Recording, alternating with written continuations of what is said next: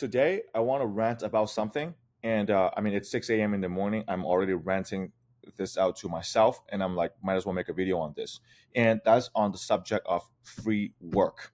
And first of all, I want to make it clear on my stance. I love free work. I love free gives and just offering the market free value, just giving doing free things for your prospects and customers, proving yourself. I love that concept and I love doing that. Okay. And as a matter of fact, all of my clients, I told them to do free work. I had a SEO offer, told them to do free work. Okay. I have a web development offer, told them to do free work. I have a current customer right now, two of them. All of them are doing free work. One is in software development. All I told her to do free work. And then another one that's in ad acquisition funnel, basically video editing, all that stuff. Free work, absolutely. You could always find a way to offer something for free and just give people a taste of doing that. What am I ranting about? I'm seeing something in the marketplace where people are offering free work in a sense of begging for work, and that is so bad. Okay. And this is also why, like, I have a hard time respecting course sellers and gurus in the first place, because first of all, um, another thing here, I think to be successful, you need to put in a high volume of work. That's 100% true. Speed and volume.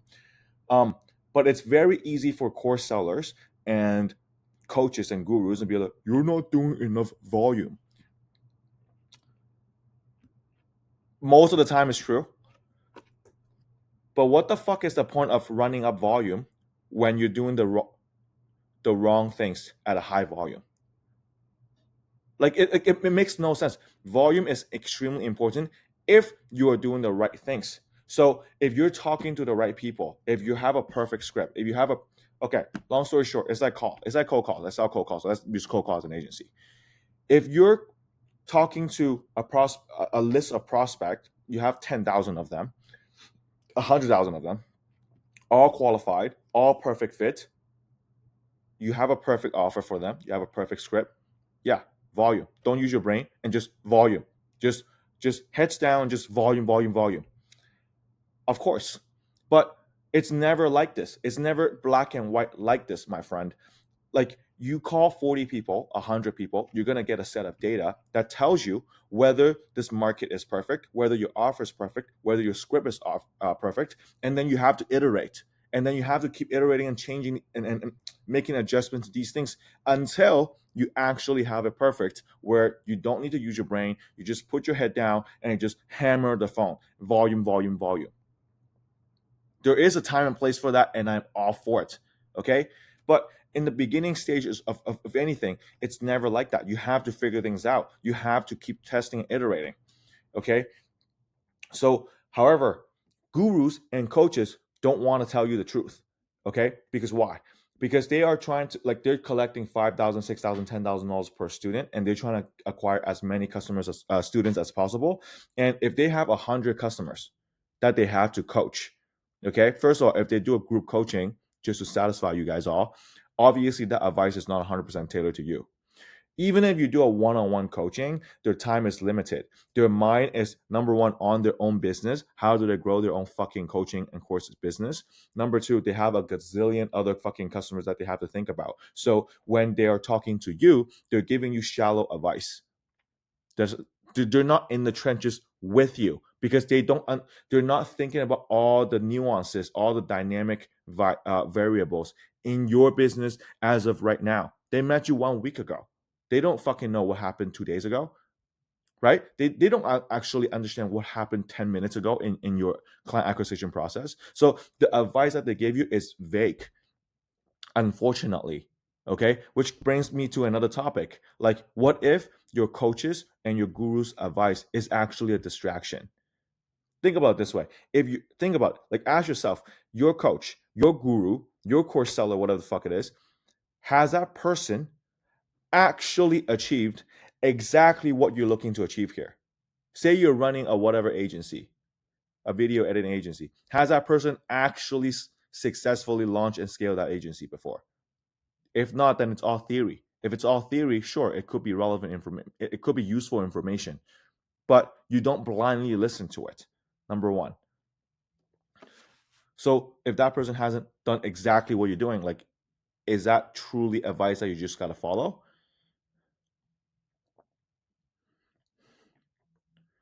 Okay. It's pretty logical here. So going back to free work.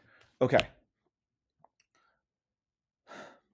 The whole point of free work, there's two main reasons for the free work. Okay. Number one, when you do the, say, video editing, once again, when you make an extra video, you edit it for someone, you just edited one extra piece of video. So you just put in an extra rep of what you're doing. So your skill level technically improved.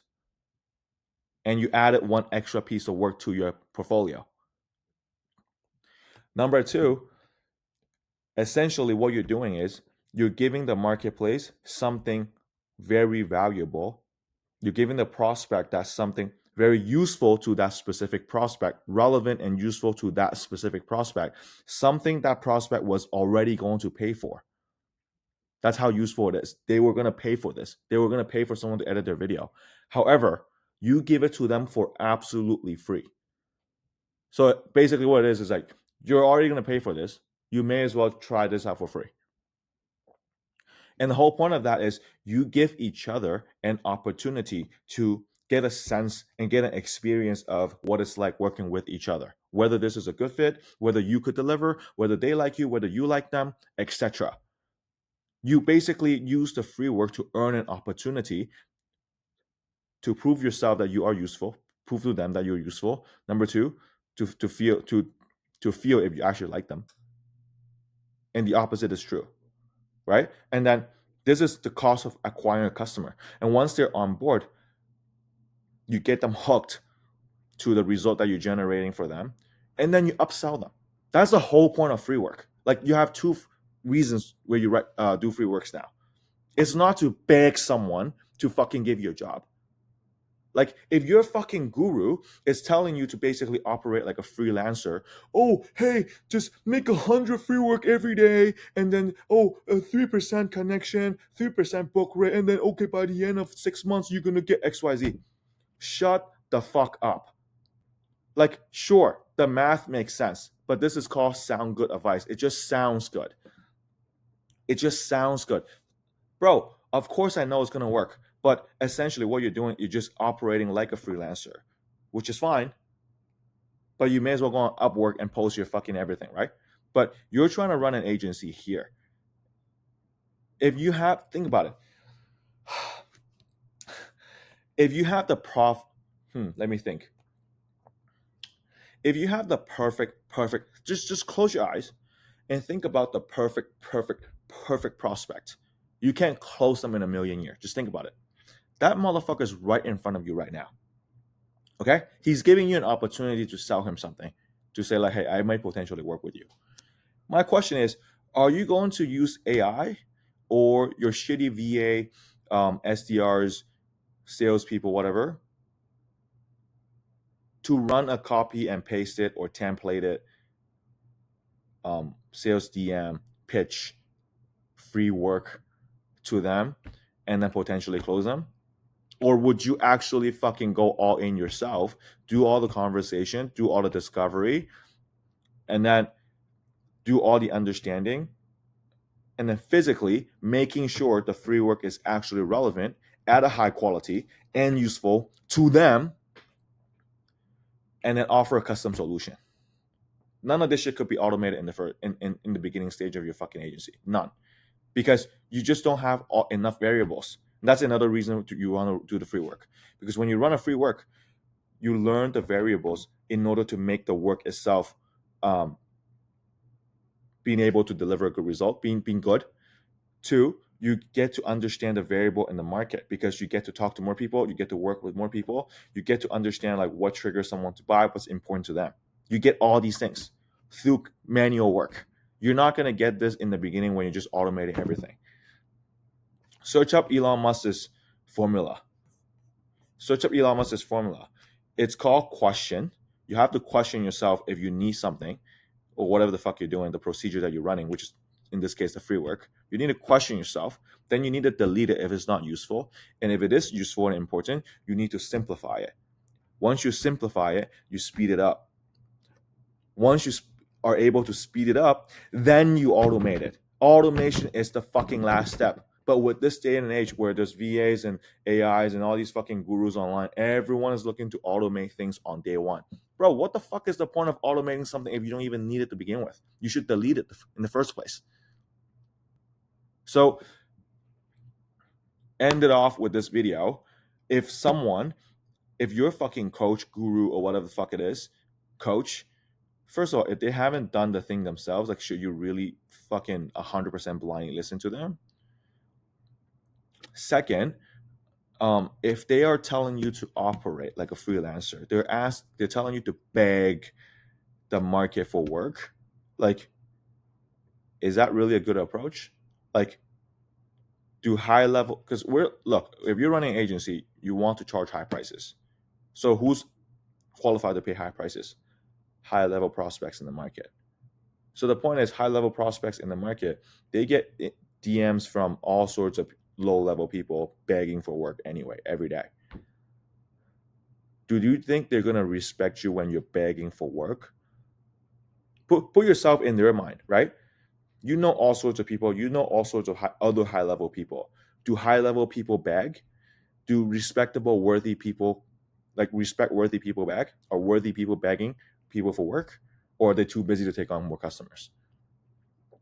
So like when you're just saying, oh, I'm just going to do free work. I'm just going to automate this free work. I'm going to have AI, have a VA fucking make this free work. I don't care. I'm just going to make everything free. You don't even know if the free work is actually relevant, useful to that specific person. And then I'm just going to get a 3% book rate. Like, how the fuck does that make any sense? Sure, it's going to work because there's still going to be a 3% book rate. But like, how the fuck does that make any sense?